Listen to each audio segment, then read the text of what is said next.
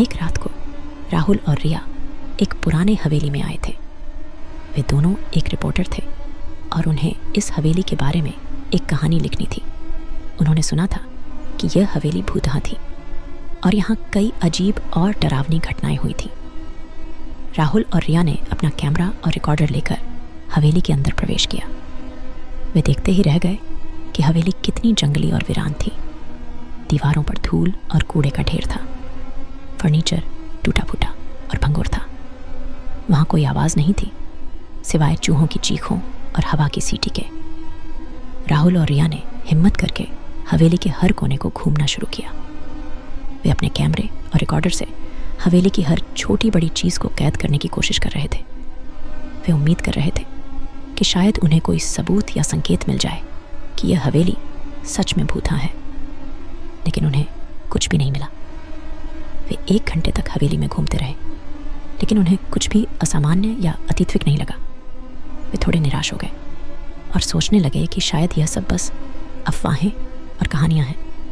फिर अचानक वे एक बड़े कमरे में पहुंचे जहां एक बड़ा और भव्य दरवाज़ा था। दरवाजे पर एक ताला लगा हुआ था जिस पर एक लाल रंग का धागा बांधा हुआ था। दरवाजे पर एक लिखावट थी जिसमें लिखा था, इस दरवाजे को कभी ना खोलें, यहाँ कोई नहीं है। राहुल और रिया ने उस दरवाजे को देखकर एक दूसरे की तरफ देखा।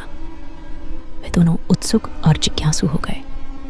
वे सोचने लगे कि शायद उस दरवाजे के पीछे कुछ रहस्य है जिसे वे पता कर सकते हैं। वे अपने आप को रोक नहीं पाए और उस दरवाजे को खोलने का फैसला किया। राहुल ने ताले को तोड़ने की कोशिश की, लेकिन वह बहुत मजबूत था। फिर रिया ने एक पत्थर उठाया और उसे ताले को तोड़ दिया। वे दोनों ने दरवाजे को धक्का दिया और अंदर घुस गए। जैसे ही वे अंदर गए, वे चौंक गए। उन्हें एक ऐसा दृश्य दिखाई दिया जिसे वे कभी भूल नहीं पाएंगे। उस कमरे में लाशें पड़ी थीं। लाशों की हालत बहुत खराब थी। उनके शरीर पर चोटें, घाव, निशान और खून के धब्बे थे। उनकी आंखें, नाक, कान, जीभ और हाथ पैर काटे गए थे। उनके मुंहों से चीखें और रोने की आवाज़ निकल रही थी। राहुल और रिया ने वहाँ के हर एक लाश को पहचाना।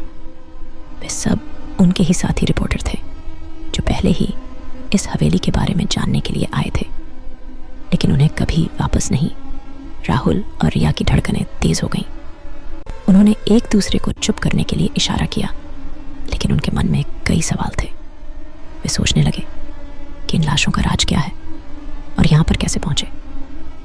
उन्होंने कमरे के चारों ओर ध्यान से देखा, लेकिन कोई और नहीं था। यह सब बहुत ही भयंकर और अजीब था। रिया की आंखों में डर की चमक थी, लेकिन उसने अपने आत्मविश्वास को हानि नहीं पहुंचने दिया। हमें यहाँ से जल्दी निकलना चाहिए, रिया ने धीरे से कहा। राहुल ने उसकी ओर देखा और मुस्कान देकर कहा, हाँ, लेकिन हमें इसे वीडियो में कैप्चर करना चाहिए। यह हमारी कहानी के लिए बहुत महत्वपूर्ण है। रिया ने सहमति दिखाई और उन्होंने वीडियो कैमरा से लाशों की कई क्लोज अप और गर्मियों को कैप्चर किया। उन्होंने भी वहाँ के माहौल को दर्शाने के लिए कुछ वीडियो बनाया। एक बार वीडियो कैप्चर हो गया, वे तत्काल हवेली से बाहर निकलने का निर्णय लिया। उन्होंने देखा कि अब रात की गहराई में हवेली और भी डरावनी लग रही थी। वे अपने वाहन में बैठे और हवेली को पीछे छोड़ दिया। उन्होंने अपने अनुभवों को लेकर बातचीत की, लेकिन उनके दिल में उस भयानक कमरे की छाया बनी रही। उन्होंने कभी भी उस दरवाजे के पीछे का रहस्य नहीं जान पाए, लेकिन वह दिल और मन में सदा के लिए उनके साथ रह गया।